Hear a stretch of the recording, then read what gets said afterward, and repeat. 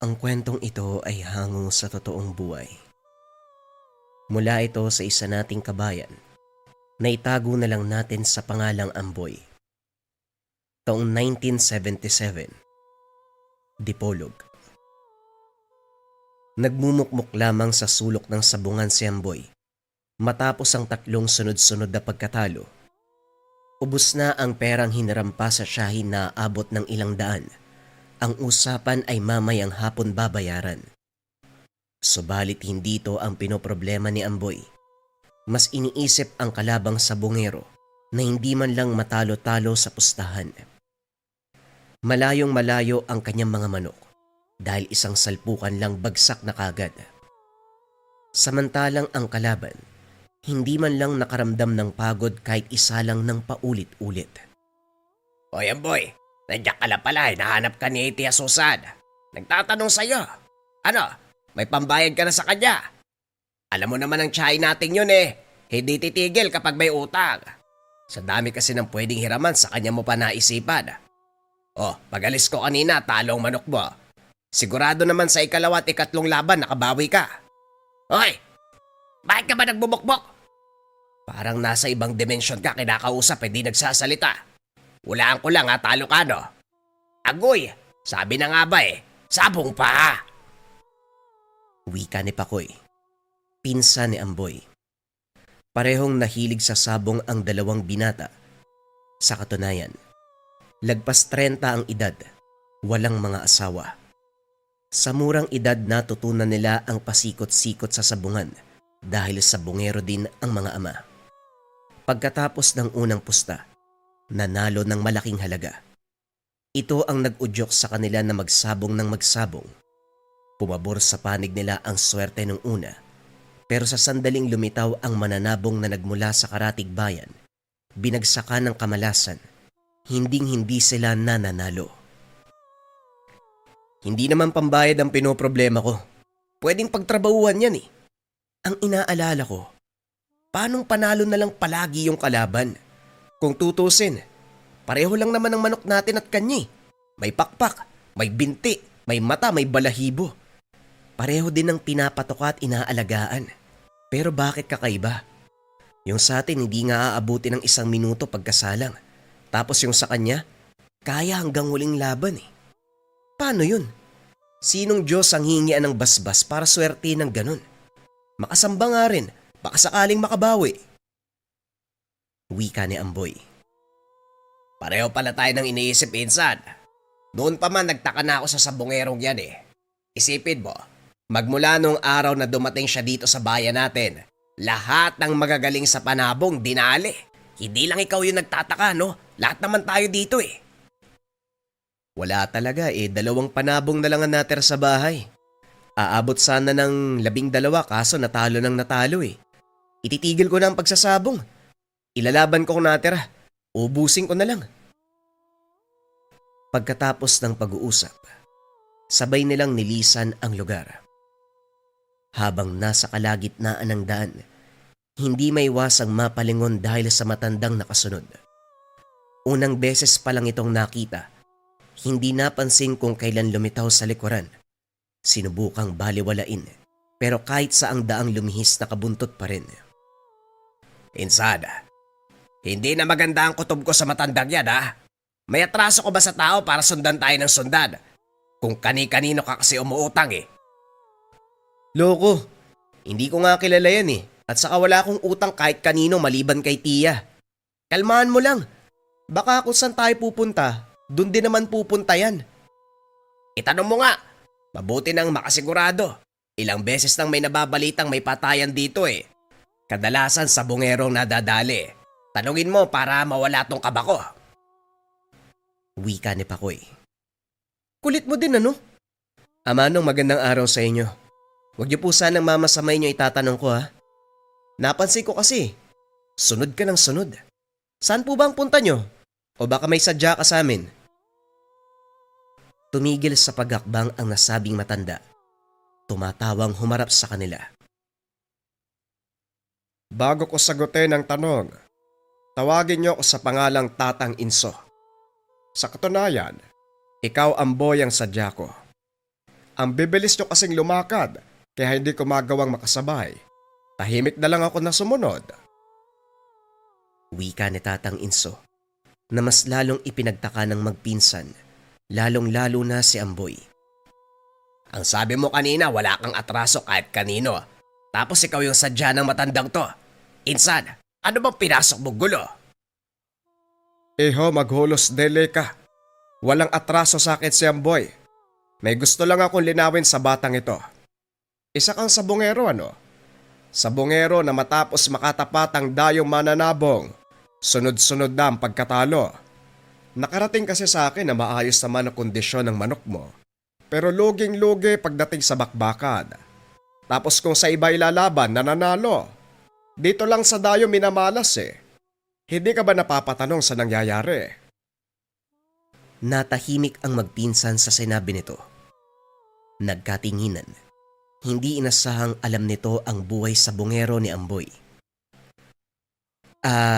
Manong, Tatang Inso pala. Paano nyo nalaman yung tungkol dyan? Sino nagsabi sa inyo? Hindi ko kasi kayo kilala. Nakakagulat na malaman na may estangherong alam ang pagiging sabongero ko. Muling tumawa ang matanda. Naganap ng mauupuan sa tabi ng daan. Sinundan lamang nila ito ng tingin. Walang mali sa manok mo, Amboy. Sadyang madaya lang ang dayong kalaban. Paano ba kasi? Sa halip na panabong, ibang nilalang ang isinasalang. Walang laban ng anumang uri ng panabong sa ganitong halimaw. Kaya palagi kang natatalo kapag ito ang nakakarap. Muling natahimik si Amboy. Nakatitig lamang sa matanda. Si Pakoy naman na nasa tabi. Hindi maiwasang suriin ito ng tingin.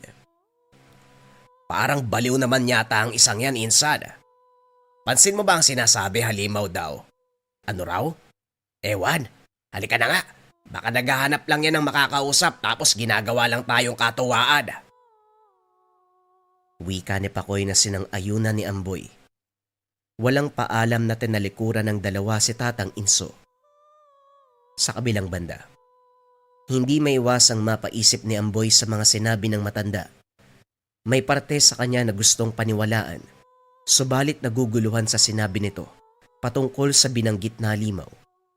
Isa pa, bigla na lamang itong lumitaw at nagpakilala. Mas malalim pa sa iniigib kong balon yung iniisip mo ha. Ano problema? Ano pa nga ba? Yung matanda na nagpakilalang Tatang Inso. Iba siya kung magsalita eh. Sino ba yun? Kakaiba talaga magsalita kasi baliw. Tignan mo nga yung itsura nun. Kulang na lang maging taong grasa eh. Hindi man lang nakapaghilamos ng muka. Mas mahaba pang balbas kaysa buhok tapos nangangamoy lupa. Hindi yata nakaligo eh. Huwag mo nang pansinin. Nagmamagaling lang yung taong yon. Nga pala, tuloy ba bukas yung sabong mo? Anong ilalaban mo? Yung natirang manok na lang ano? Oo. Total, 2 na lang yung natira. Kapag naubos, titigil na ako.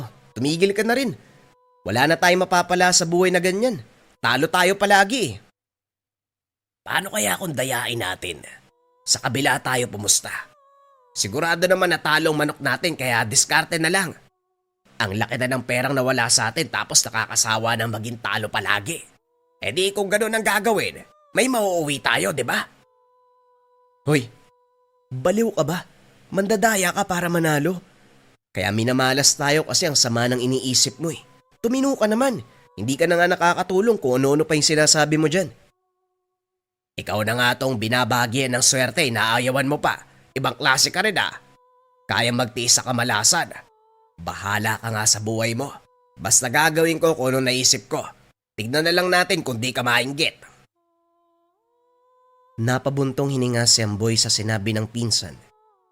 Iniwanan niya ito at nagtungo sa likod ng bahay upang tignan ang natitirang manok na panabong.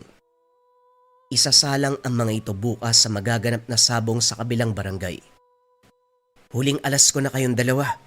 Kung matatalo wala na.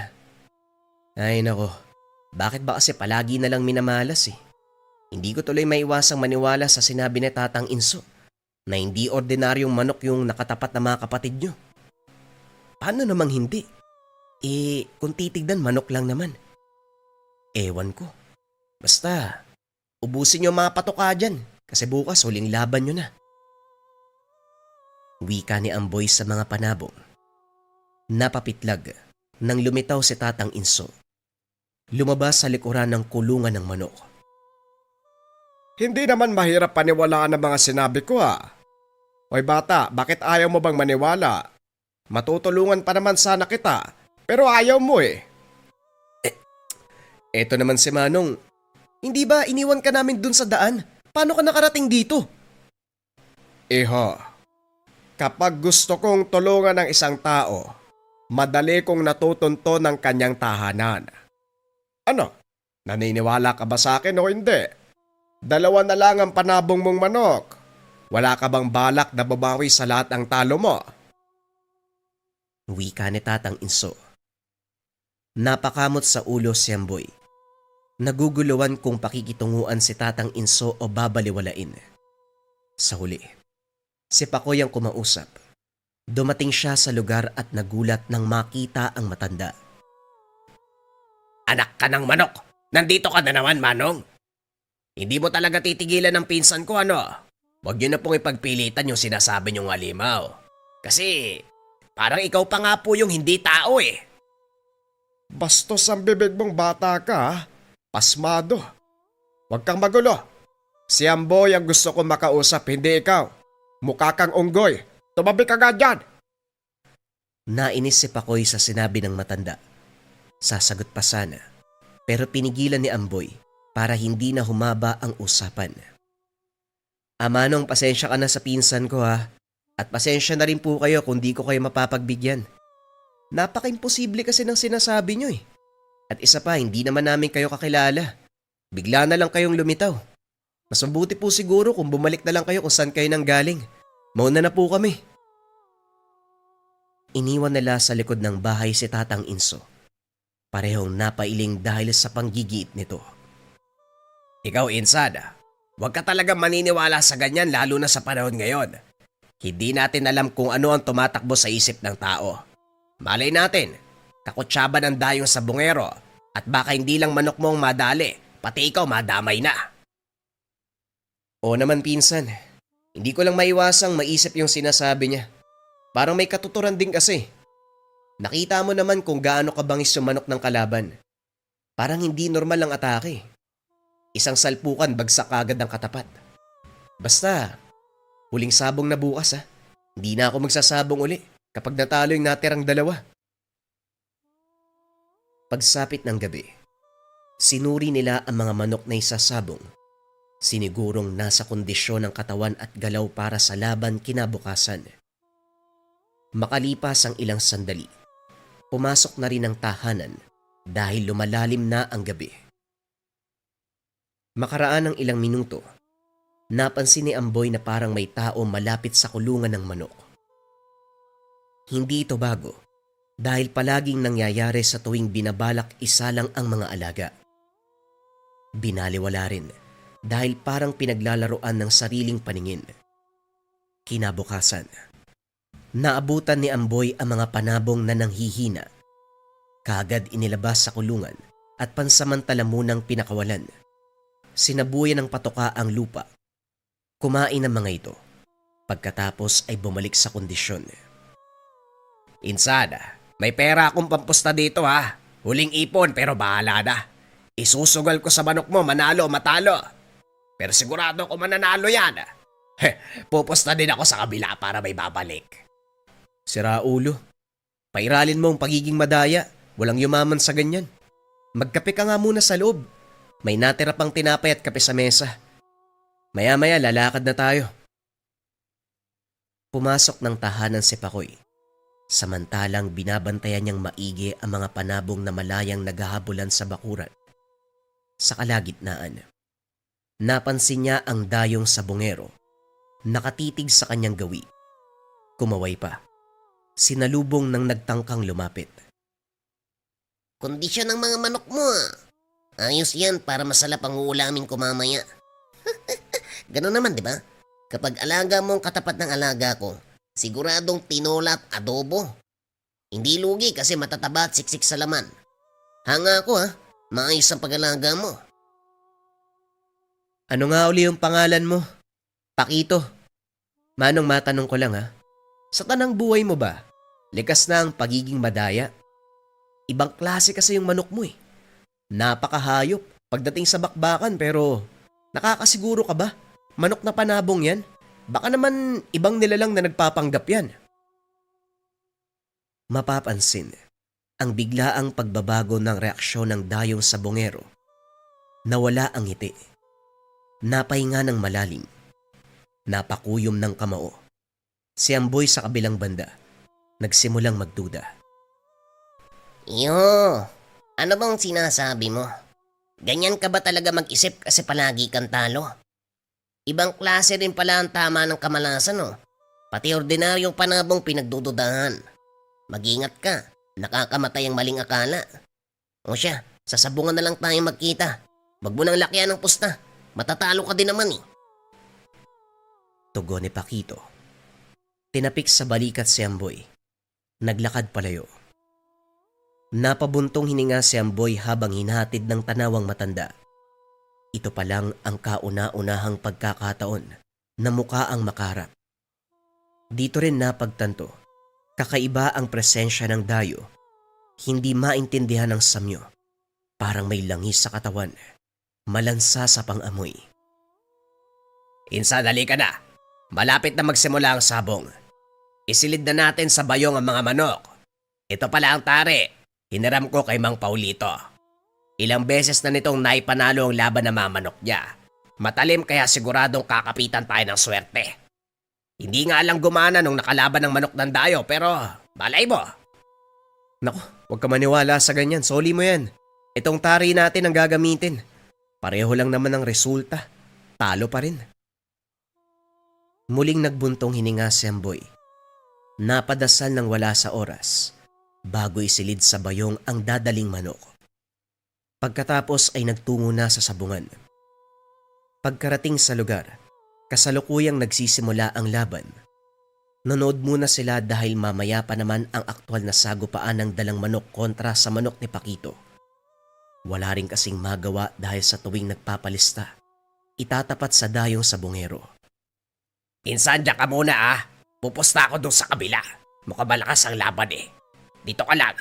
Babalik ako mamaya kapag manok na natin ang isasalang.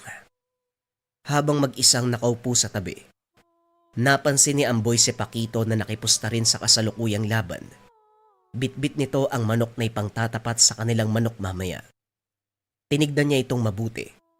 Habang tumatagal hindi na ito manok sa paningin. Mukha ng isang asong halimaw ang nakikita. Paulit-ulit na kinukusot ni Amboy ang mga mata at binalikan ng tingin. Ganon pa rin. Kaagad ding nag-iwas nang mapansin siya. Pagkuway dali-daling lumipat ng pwesto. Nagulat pa sa biglaang pagtabi ni Tatang Inso. Mukhang gumana yata ang orasyon sa'yo para malaman ang katotohanan, ano? Alam ko, unti-unti kang naniniwala na hindi ordinaryong manok ang hawak ng dayong sabongero. Huling laban mo na ito, hindi ba? Bakit ayaw mong isugal ang tiwala sa akin? Sisiguraduhin kong hindi ka magsisisi. Akin na ang manok mo. Ako na ang bahala. Kinuha ang bayong. Inilabas ang manok. Hindi nakapalag si Amboy dahil ang utak ay nasa nakitang mukha ng panabong ng dayo. Paulit-ulit na bumabalik ang mukha ng asong halimaw sa isipan. Namalaya na lang niya ang paghagod ni Tatang Isko sa pakpak ng manok. Pagkatapos ay dinuraan ng 3 beses. Inihipan pa. Kumuha ito ng tari sa bulsa at ikinabit sa paa ng panabong. May kung anong bagay itong isinubo sa manok. Dito na siya umalma. Kalmahan mo, bata.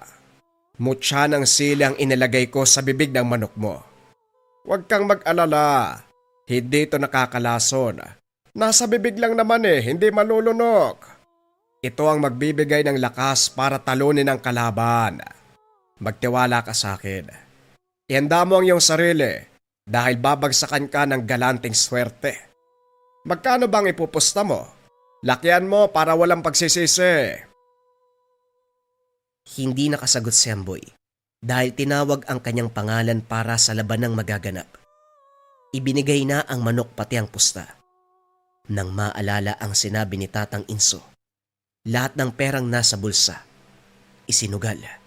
Hindi dahil sa naniniwala siya sa matanda. Ang nasa isipan, ito na ang huling sabong. Teka, nananaginip ba ako?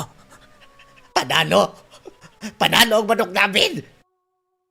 Wika ni Pakoy. Saka lang bumalik ang ingay ng sabungan. Tuwang-tuwa si Amboy kahit hindi pa rin makapaniwala sa biglaang kaganapan. Napatalon sa saya. Sa kabilang banda, kinuha ni Pakito ang manok niya. Sinuri ang kabuuan lalo na ang tari. Hindi matanggap ang pagkatalo. Malinis ang tari. Wala namang nilabag na batas ang naganap na laban, kaya akin ang manok. Pag mo nang hawakan yan, hindi naman yan sayo eh. Kunin mo yun oh, yung patay, yan yung alaga mo eh. Wika ng sentensyador. Binawi nito ang manok at binigay kay Amboy. Hindi may tago ng dayong sabongero ang galit. Sinamaan ng tingin si Amboy. Lalapit na sana kaso biglang umatras nang mapansin ang presensya ni Tatang Inso. Dali-dali nitong kinuha ang walang buhay na panabong at saka umalis. Sabi ko sa inyo eh, magtiwala kayo. Paminsan-minsan lang akong naawa sa tao kaya samantalahin nyo. O paano ba yan? Panalo kayo. Itinapat nito ang palad sa tuka ng manok. Kusang lumabas ang pinasubo. Kung susuriin, isang batong maliit na hugis sili. Manong, hindi ko alam kung paano kayo papasalamatan pero maraming salamat po talaga ha. Kung hindi dahil sa inyo malamang, naisahan ako ng Pakito na yun eh. Tama ka po talaga. Hindi ordinaryong manok yung nilalaban niya eh. Ano po bang tawag sa nilalang na yun? Tatapatin na kita. Maging ang dayong yon ay hindi ordinaryong tao. Isa siyang aswang at ang nagbabalat kayong manok, gabay niyang nilalang. Pareho silang halimaw. Hindi matatalo sa ganitong laban kung walang ipangtatapat na mabisang pangontrang makakalaban. Ang totoo nga niyan, siya talaga ang sadya ko sa lugar na ito eh. Tapos sa pag-alaman ko, ikaw ang pinaglalaroan niya kaya lumapit ako para makatulong. Ngayong bistado na siya, hindi na babalik dito sa sabungan. Pero hindi talaga babalik yan. Kasi pagkatapos ko dito, siya naman ang tutugisin ko. Napatango na lamang si Amboy. Hindi alam kung ano ang isasagot. Wala namang naiintindihan sa sinasabi nito. Naguguluhan pa sa takbo ng pangyayari. Pagkatapos magpaalam ni Tatang Inso, si Pakoy naman ang kanyang hinanap. Nabutan nitong nagmumukmok sa tabi habang kagat-kagat ang walang laman na pitaka. Hoy, pagkatapos ko, ikaw naman ang nagbumukmok. Ano to? Palitan lang? Hindi ka ba masaya na nanalo tayo? Ligtas ang panabong. May perang napalalunan. Bakit ako matutuwa? Sa kabila ako pumusta eh. Akala ko kasi talo na naman eh. Bakit hindi mo sinabi sa akin na mananalo yung manok mo? Abayan, ubos yung pera ko. Yan ang sinasabi ko sa'yo. Madaya ka kasi. Dapat sa manok lang natin yung pusta, manalo o matalo. Tignan mo, ikaw ang kawawa. Basta ako, nakabawi na ako sa sunod-sunod na pagkatalo. At saka binenta ko na rin yung mga manok na dala ko. Ito na yung huli kong sabong. Hindi pa rin kasi ako makapaniwala sa nangyari, pambihira. May ganong klaseng nilalang pala. Manok lang kung titignan pero ang totoo, halimaw pala. Nakakakilabot ang itsura kung nakita mo lang. Wika ni Amboy na ipinagtaka ni Pakoy. Baliw ka ba? Nanalo ka lang kung ano na yung sinasabi mo. Anong halimaw? Anong nakakakilabot ng itsura? Nakasinghot ka? Ay nako. Wala, umuwi na nga tayo. Daan pala muna tayo sa bahay ni Paring Ramon, nanalo yun eh. Ang sabi niya, bibigyan niya ako ng paanang naipanalong manok. Pwedeng panghapunan natin mamayang gabi. Sagot ko na ang alak. Sa ating dalawa, ako lang may pera eh. Pusta pa sa iba. Paglipas ng mga araw, nagbago ang takbo ng buhay ni Amboy. Sa niyoga ng tiyay na lamang ibinubuhos ang oras. Inilayo ang sarili sa sabungan. matapos mapagtantong malaking bahagi ng pagkatao ang nasayang dahil lamang sa pagsusugal. Halos maubos pa ang pera. Swerte pa dahil sa uli. Nakabawi kahit papano. Si Pakoy na lamang ang hindi pa bumibitaw sa pagsasabong. Sa pinsan din na pag-alaman na wala ng pakito na nagpapakita. Hula niya. Totoo ang sinabi ni Tatang Inso na ang dayo ang tutugisin. Kasunod ng pagkabisto sa ginawang pandaraya. Wala na rin siyang balita sa matanda. Sa kabila ng lahat, laking pasasalamat ni Amboy sa pagligtas si Tatang Inso sa huling pagsalang sa sabungan. Malaki ang naitulong ng huling pagkapanalo. Nabayaran ang lahat ng utang. Nakaipon ng kaunti. Kaso nga lang, may tanong pa na hindi nasasagot. Sino nga ba talaga si Tatang Inso? Sino ang tumulong sa kanya? Bakit biglang dumating sa lugar? Sino ang matanda na nagbigay ng mutya ng sili sa manok na panabong? Maraming salamat sa pakikinig ng kwento mga kabayan. Kayo ba, may ganitong karanasan ba kayo? Yung tipong may nilalagay sa bibig ng manok o sa parte ng katawan ng manok para lumakas sa sabong? Kung meron man mga kabayan, huwag kayo mahiya na magbigay ng komento sa ating comment section. Nga pala, meron pa tayong upload mamayang 8:30.